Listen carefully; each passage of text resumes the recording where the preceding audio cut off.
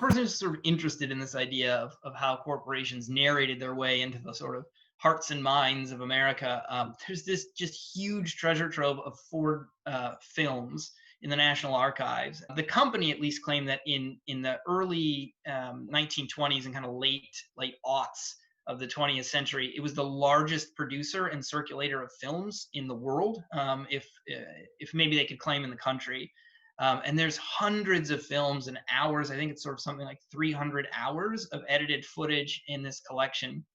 One of my favorites is there's a film where a man ties himself to the front of a car and drives through the national parks. And I think this really speaks to like how far car mediated life really came, that they declared he was seeing the parks in this kind of new fantastic way. There are also these feature films, full scripts, actors, and they had these really ridiculous loose plots. Like one is there's like an archaeologist who goes around the world, but he won't settle down with a wife.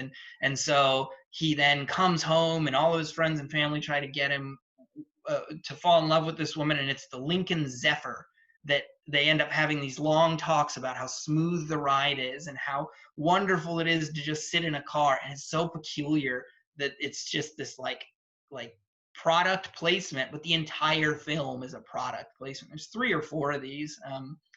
One of them is a car dealership's car dealership's daughter needs to marry this guy, but he's not good enough until he can properly manage a Ford dealership. And the whole film is about what it means to properly manage a Ford dealership. And these were seen by millions of people. I think by the end, about 64 million people were watching Ford films at the time that the films were put into the National Archives. And at their earliest inception, they were some of the most watched films in the country. So I think these are really important texts. I think they tell us what the nation was narrating to itself about its own value and it's about its own values. So references to like the arsenal of democracy reflect how we consider ourselves the sort of economic engine of democracy. But even that was an interesting argument, that we build things. That's how we beat fascism. In terms of what the book does with the films, I think it tells us that a lot of those are these contested sites. So rather than an accepted national narrative that's sort of easy to refer to and say, there is the nation, it's instead, progressive education was hotly contested. Why we educate, what the purpose of a populace should be.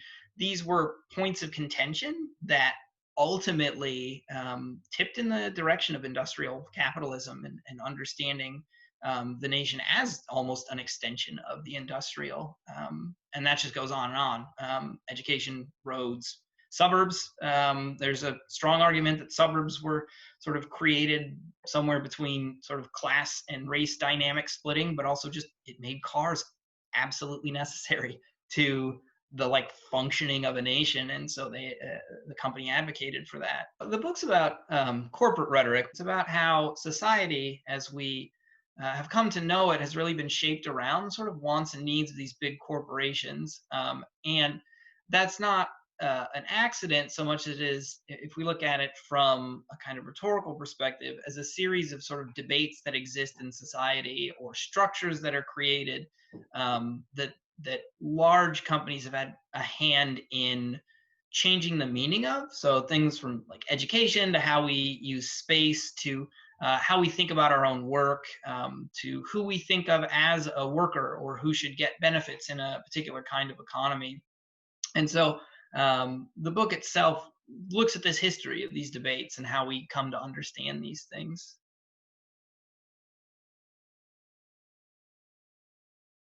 I think that it being in a transdisciplinary series helped me a lot because I had to unthink of the expertise sort of all the time. So in order for the book to be useful to like economic historians and to potentially film study scholars, I had to pick which rabbit holes to go down. And that was actually like tremendously useful for my other work, to realize that there's so many times that I think I need to like drill down and really, really explain everything in 1,000 footnotes.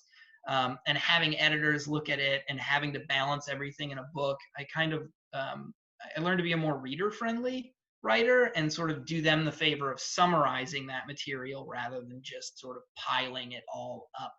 And then to have fun. People don't want to read like a book that someone's like, pulling their hair out and ruffling their shirt and kind of losing it. If you're sort of thinking like, this is a neat story, I've done a lot of work on it.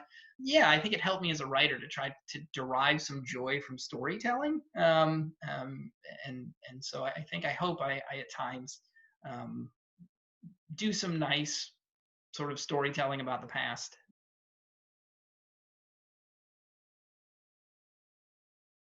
I had a couple of courses on like visual rhetoric and documentary studies, and those helped immensely because as you work through talking about documentaries with students, um, I have my own project kind of in the back of my head, and so I was able to get much more familiar with and play around with how to analyze films and how to kind of actively discuss in a classroom the way other people are seeing films, and that I think really strengthened the way that I thought about describing film in words and creating these ways of understanding what was happening in a film rhetorically. So that was really great. And I think I owe the students all of those great conversations and all of the kind of interesting ways that they would unpack their own visual materials. The second is just I had a lot of writing classes. And when you're writing something and you have writing classes, you can talk to students about the challenges and it becomes a bit of a support group. So I would read to one of my classes like the openings of chapters. I remember I read one of them and they all just started laughing. It was a really corny opening to the chapter. And I just kind of crossed it out and went back to work on it. And I thought, man, they really did me a solid by just being an audience to my writing. So I think being a writer teaching writers has been a fantastic way to both go about scholarship and teaching. And so that was a really great kind of balance.